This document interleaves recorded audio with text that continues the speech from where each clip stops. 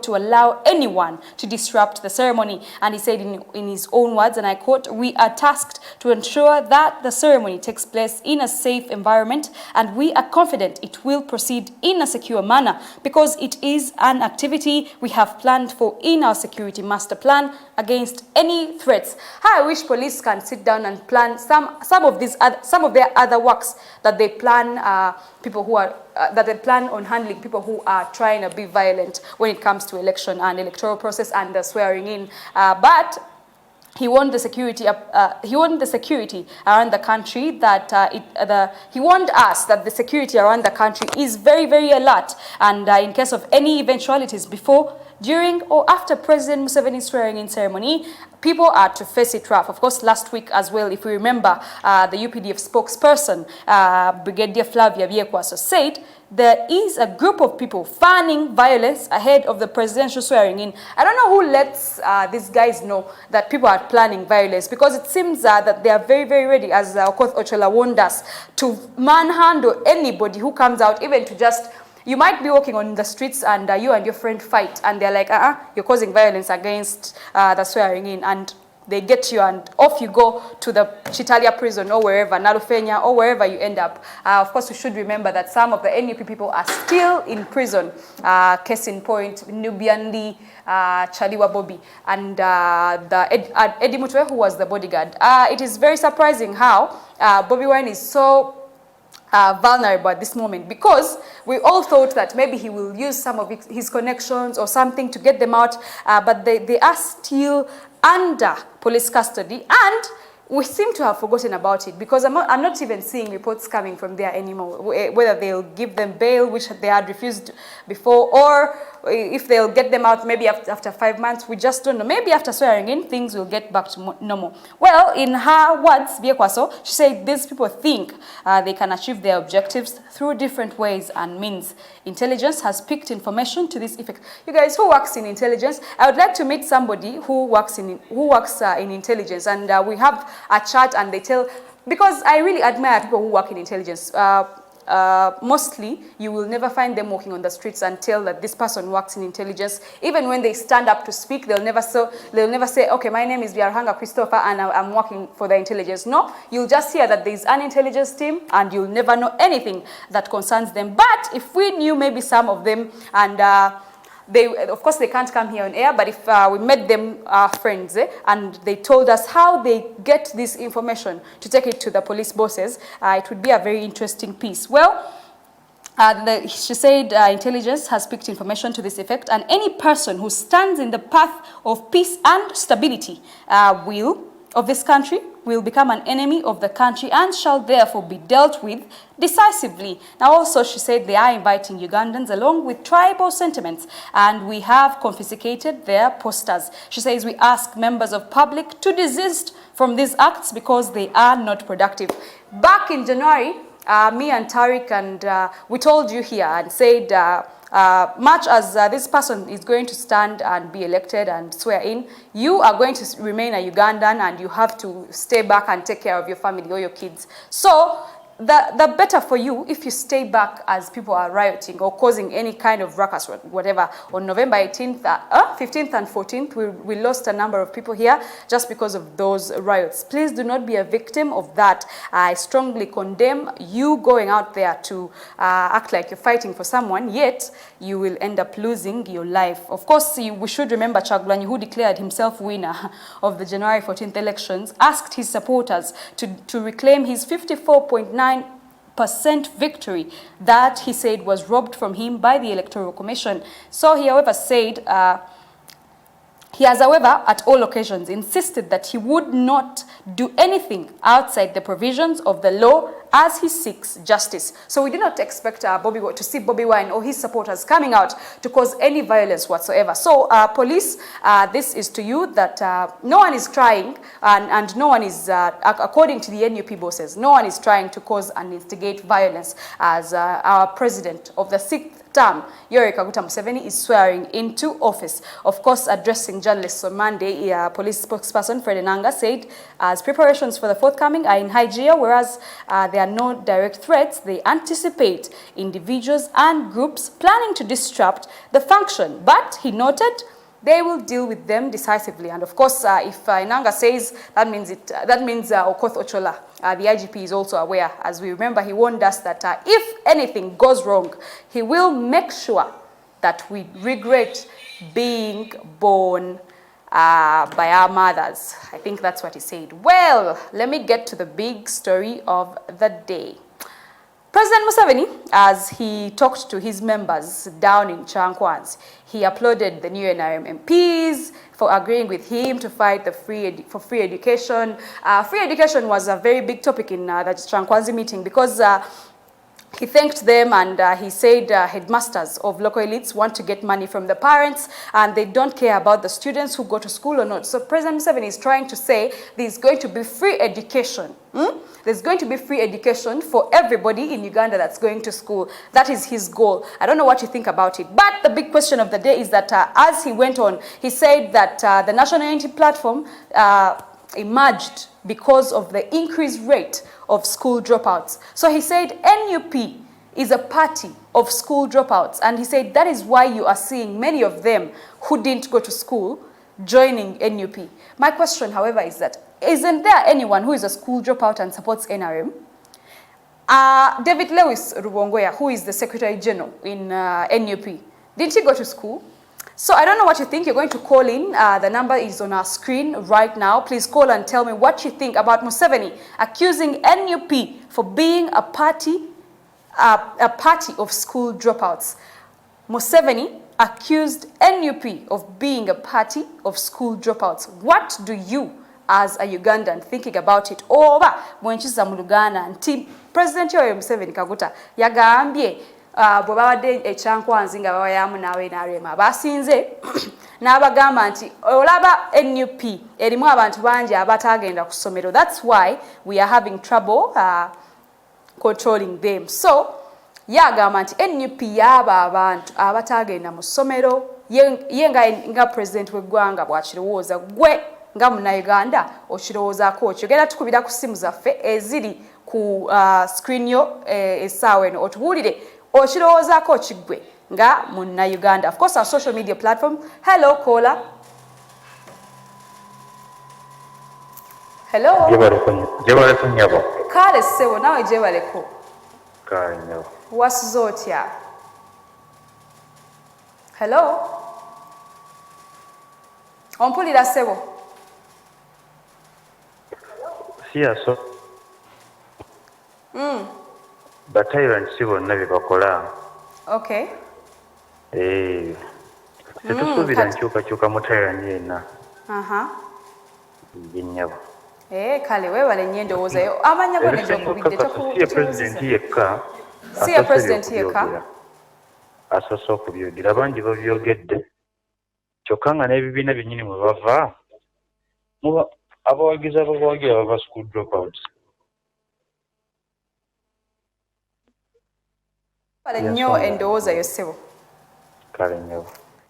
Thank you so much for that beautiful contribution. Call in and tell us what you think about Museveni accusing NUP for being a party of school dropouts. Is it worthy?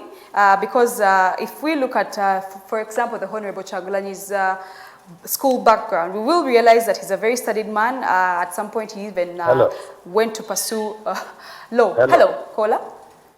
Yes, morning. Morning. How are you, Sebo? Your name and where are you calling from? I'm called Sulaiman Wasaja. Yes, Sulaiman. I wrote a book called The Next Big Thing. You wrote a book called The Next Big Thing. It was supporting the presidential bid of Robert Chagulanyi Sentamu. Okay. And I'm no school dropout. Okay. Chagulanyi himself is a degree holder. And so is Rwongwea. And in Amboze, and in Puga, and so many others.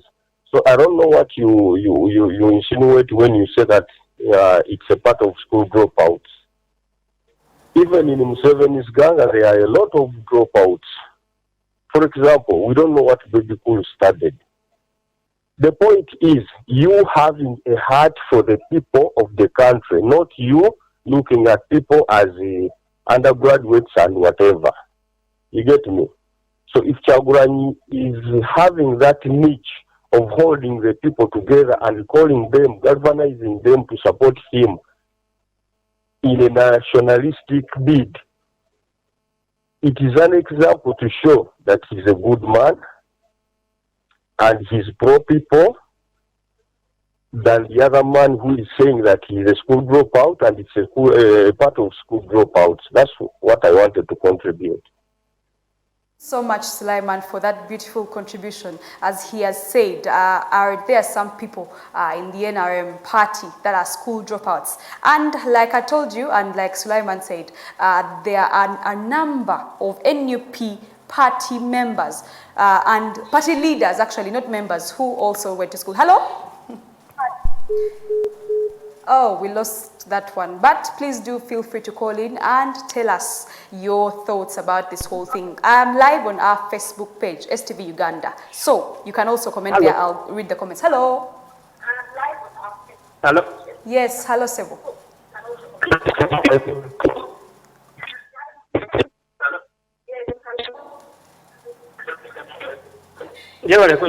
Kale Sebo, nawe jebaleko Sebo. Kale nyawo. Amanya gone gy'okubidde? Ona Ivan Ndigayaza. Yes, Ivan Ndigayaza. Oteesa ki ku Museveni okugamba nti NUP ejjudde abantu abakyaso? Nze ndowooza Museveni should address the real issue. Alina kwegamba is out of touch with the population. Service delivery yereetedde ebyo byonna. Kituufu. Okay, Ivan Egayaza, thank you so much for that beautiful contribution. That we should focus on the issues that make more sense than focusing on people, telling people that they didn't go to school. That is Ivan's way of contribution. Like I was telling you, I'm live on STV Uganda Facebook page, and you can go and comment. Hello. Hello. Yes, good morning. Good morning to you. Manyago nejo kubide? Oyogera ne Fazil enansa. Nani? Oyogera ne Fazil enansana. Fazil.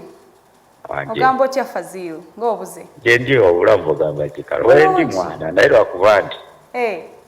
Nakuzo mbadde mbatayiminga naye ng'oluusi mubulaabula nange mbula bwentyo. Okeerangako n'otulaba bannaye wabuleeyo mu January ne kati tetukuwulizanga. Naliwo. Oteesa otya ku mulaba gwa leero? Kati omulama gwa leero gye ntuseesaako kiri bwe kiti. Abantu abo tebali school dropouts. Tubale nti abantu abo naddala ku opposition tetukibalira na ku NUP yokka. Bojja n'olaba nti emirundi egisinga abantu bonna abasinga okuwagira opposition be bantu abasinga okufuna obuzibu. Kituufu. Oba abantu abalina ebizibu byabwe bingi ennyo naddala abantu ba wansi. Kati omuntu wa wansi n'aba nga yasoma atya naye embeera emunyigiriza yemuletera okuwagira ki opposition. Tetukibala nti oba awagira ki NUP yokka. Kati dde nojja n'okigattako ne bano abantu bano ababutale abantu abali mu mbeera embi ennyo mu zigeto biki babaagala okulaba enkyukakyuka naye tebajja mu sayidi eyo ey'opposition lwakuba nti tebaasoma. Mulimu n'abaasoma abali mu ghetto. Kituufu. Nga bali mu mbeera mbi nnyo kati pulezidenti ndowooza y'engeri gy'akirabamu naye nga abantu abo bali wansi balina okulaba engeri gye babayambamu ne babajjayo naye si ba school dropouts. Webale nnyo. Kale webale nnyo Fazil ku lw'endowooza yeeyo ennungi. Nange mbadde ndi wano nga neebuuza obutasoma kitegeeza ki? Kuba nnyinza okuba nasoma, like I went to, for example, I stopped in senior 4. Does that count for the president's, in the president's eyes? Did I go to school if I stopped in senior 4? If I stopped in senior 6, do I still count? I was here wondering exactly what it means for me not to go to school, or what he meant by people not going to school. Because as Fazil has said, there are some people who are in the ghetto that went to school and are well studied and maybe made it in life even, yet they are from the ghetto. There are some others who are NRM supporters. I even know some that didn't go to school. So Hello. Hello. Hello. Bali konyabo. Kale nawe je baleko ssebo. Nze bwani ko obuli. Amanya go? Bwani ko obuli NRM. Yes. Sendo nyabo. Nti abadde okusala omusango za kooti. Ali kiruko ky'okubiri. Naye gitayi mu.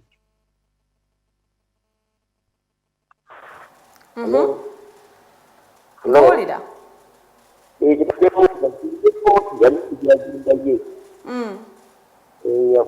Kale webale ndowooza ye ennungi era nga bw'ayongeddeko naffe tubadde tukyali wano nga tukubaganya birowoozo kulaba what exactly is the reason why or maybe he didn't mean it in a bad way. Let's give him that benefit of the doubt tugambe nti maybe yabadde takitegeeza kyayogedde ng'agamba nti banna NUP tebasoma. Hello.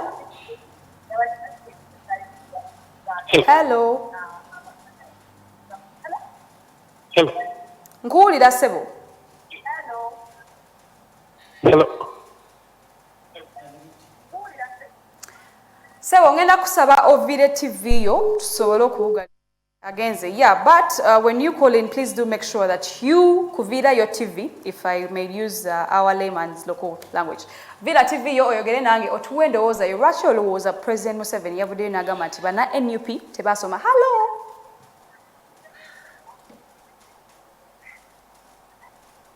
Hello. Yes, Sebo. Hello. Yes, Sebo, nkuwulira. Nze Azizi ndi Kawanda. Kakati nyabo. Yes, owe Kawanda. Omuntu waga abantu tebasoma. Nga bijimu bagira Kyagulanyi emyaka 35 gyakulembedde. Kitegeeza gavumenti ye badde tesomesa abantu terina buvunaanyizibwa ku bantu abadde akulembera. Nene eremereddwa. Kuba bonna babijimu ya mulembe gwabadde akulembera. Ensonga lwaki tulina omugoba ku bukulembeze. Tatuyambi. Tumugoba naye tumuweeyo chance. Agambye nti agenda tufunira emirimu million 7 emirimu. Naye, thank you so much for that person from Kawanda. I didn't get your name very well, but amagezi go ngagadde nti watasobodde kusomesa kitegeeza nti yatasomesa abantu wagamba nti aba NUP tebasoma. But we should. Hello. Hello, caller. Yes, hello. Yes, how are you, Sebo? Hello. Ngoyogera mpola, yongerako ku ddoboozi. Hello. Yes, hello. Yes. What is your contribution to our topic? Nayo yogera mpola.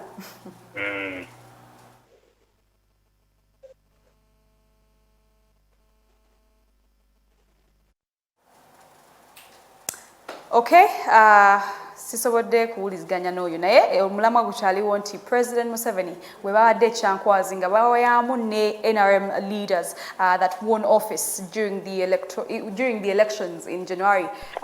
He made a comment and said NUP guys didn't go to school. Hello? Assalamu alaikum. Wa alaikum salam wa rahmatullahi wa barakatuh. Ono kakande nakitwa ekifumbo kiri kutambala. Yes, sir. Kakati nze ndowooza mwami Museveni n'opo olw'okuba yamuteekamu omuyaga omungi kati atandise egiwalana n'abuwalani kuba Musesa. All right, that was his opinion as well as contribution to our mulamwa of that day. But I'll still ask myself this standing question. President Museveni must have been maybe joking about it or trying to quiz out, because he was really, really touched by the fact that education is still expensive in Uganda. I don't want you, as you give your contribution or your ndowooza to this particular mulamwa that we have today, I would like you to remember. Caller, hello?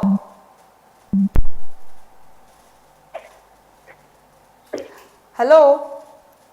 Yes, hello? Yes, Sebo. Jebale kosi. Ale nawe jebale konyabo. Amannya ne gy'okubidde. Isma White calling from Entebbe. Ma White, salam alaikum. Wa alaikum salam. Aha, tensa naffe.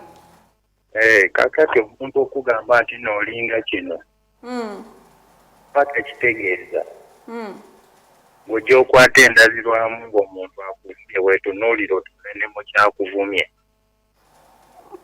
You resemble muba temukifaanana. So ebyo byonna byonna NRM byekola tukyawaganya n'abazadde. Kituufu. Nze kimanyi nti n'abaana abaasoma era balina empapula zaabwe. Kuba abaana bano b'omulembe ogwa NUP tosobola bagerageza n'abamuzeeyi aba HCC abaasookawo. Ebyo byonna byonna byogerwa ba dictator. Kale Isma White, thank you so much for your contribution. Webale nnyo endowooza yo ku mulamwa gwaffe okugamba nti Museveni yagambye nti banna NUP abangi tebaasoma kyova olaba obuvuyo bungi kyova olaba era party yaabwe eri centered around school dropouts. He was being... Hello? Hello? Yes, good morning. Vida TV yo. Yes, morning. Hey, njogera nani and where are you calling from? Njogera Nisa. Natech. Yes. Tensa nange. Omulama gwa leero. Hello? Yes, hello, nkuwulira bulungi. Omulama gwa leero wandiguziza mu biseera ebyayita.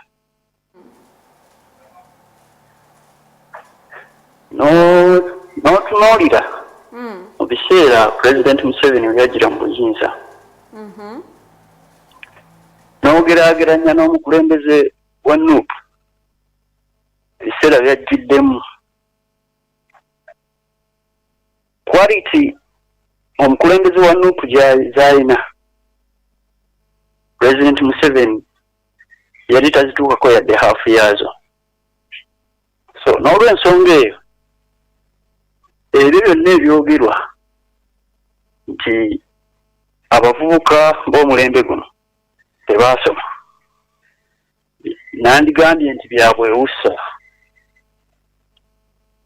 naye sijja kukyogera bwe ntyo kubanga ekyo kiba tekyogerwa muntu mugunjufu. Okay, webale nnyo ku lw'endowooza yeeyo. Nzikirizaganya naawe ku ndowooza yo kuba these are your opinions, people who have called in and stuff like that. I might not be on by everybody's side, but some of you have given really good contributions to this mulamwa of that day. But njagala kumalayo ka point kano naye Museveni was just trying to say that education has to be free for all, so as to avoid what he called these school dropouts joining parties like the NUP. My question, however, is that, but what are some, can't you make it in life? Aren't there people that have made it in life without really going far with this whole school vibe and what? But that was... hello? Hello? Yes, Sebo. Bulungi Sebo, wasiza otya Sebo? Kati oyogera Ali kuva wano Ntinda. Ani? Ali. Yes, Ali. Ku mulamwa gwa leero omulamwa gw'abantu oga nti education system yaffe ekyali wansi byebireetedde Museveni ogamba abantu nti bafuluma amasomero nga tebayigirizwa bulungi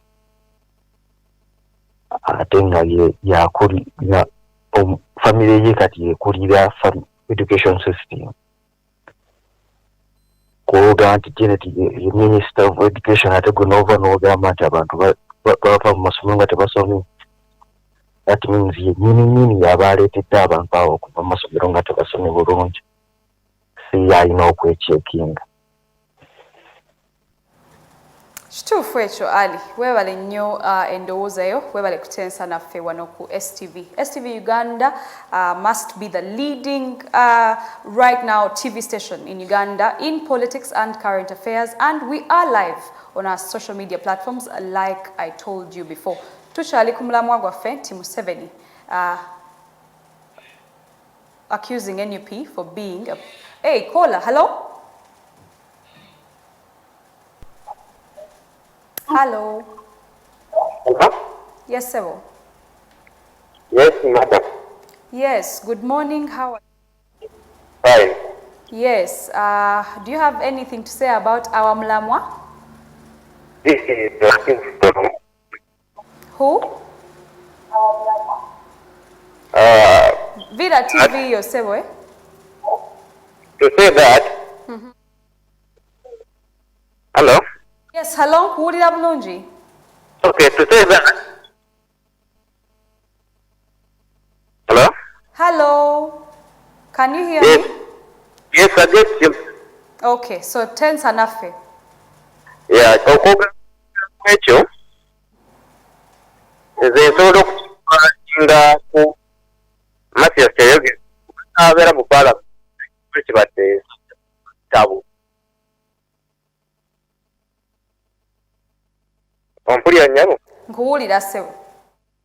So, ekiseera ne muzeeyo ogenda ng'ekyo oluusi ayinamu kigamba nti etakisuubiza kubanga n'okukamu n'ebintu byekoledde n'okusensema gyaba kati ali awo ambulinga ako waali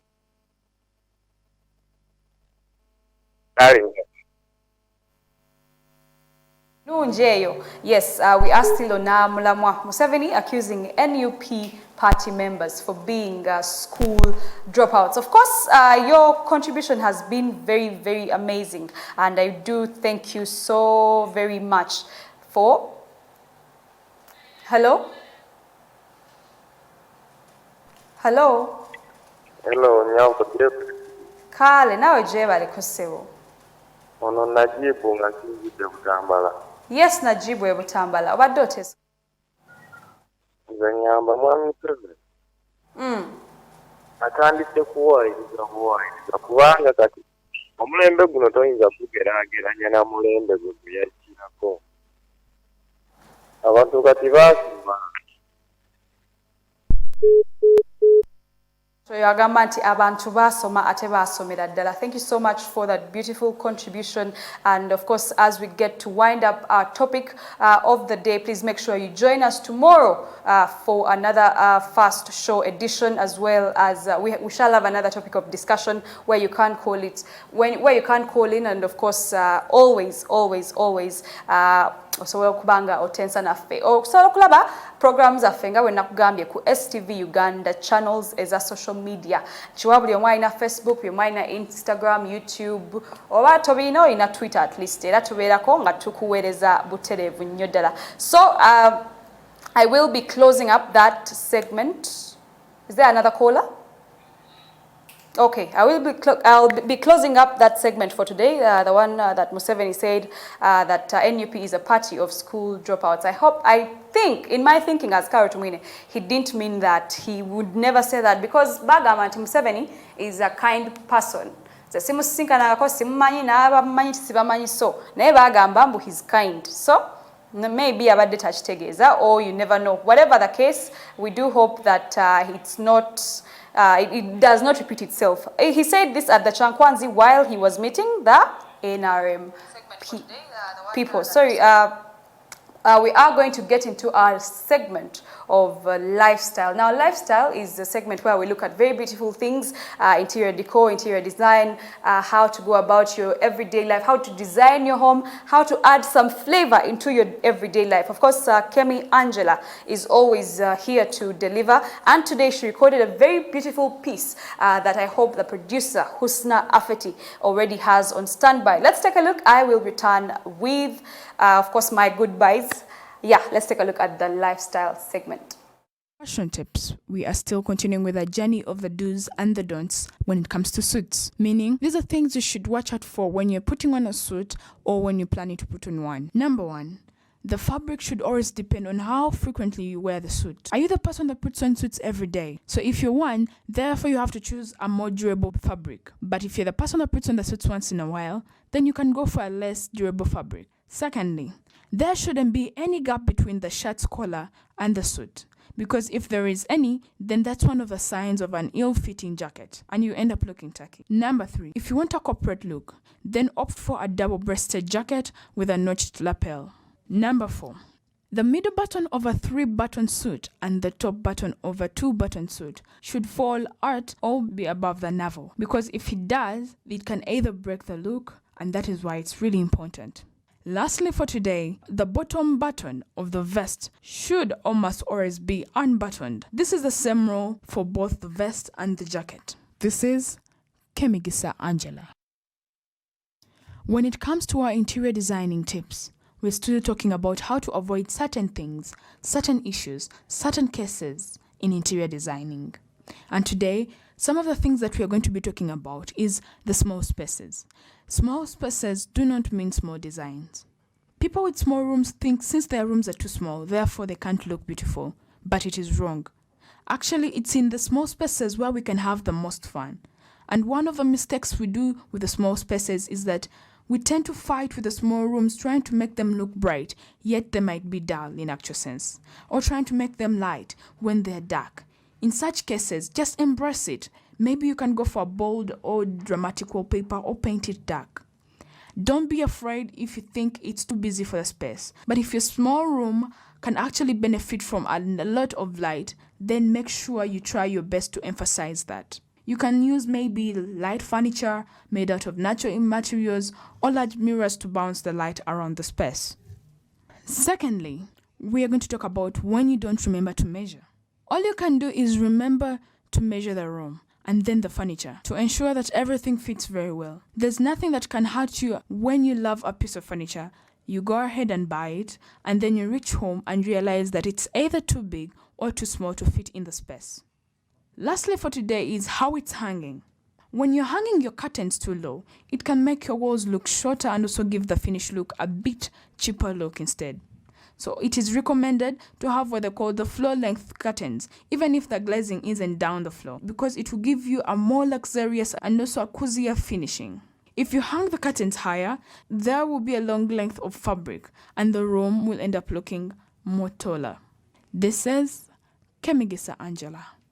Back from the beautiful lifestyle segment. I always learn a lot from the segment that I go back home and implement in my own house to make sure that it looks very, very beautiful and pretty. Every morning in the first show, we do have the lifestyle segment by Kemi Angie that you should not miss out. Today's show has been very, very wonderful, and I do thank you so much for tuning in to Select for Fun. Bana mwebale kulaba STV, mwebale kuwagira STV nyonyonyo, ate tukyabaleeterera ddala brand zano zonna muzimanyi brand nenne abaana bato babakuba show wano. Don't you ever miss a show from morning to evening. Now, I would like to take this opportunity to say hi to some people.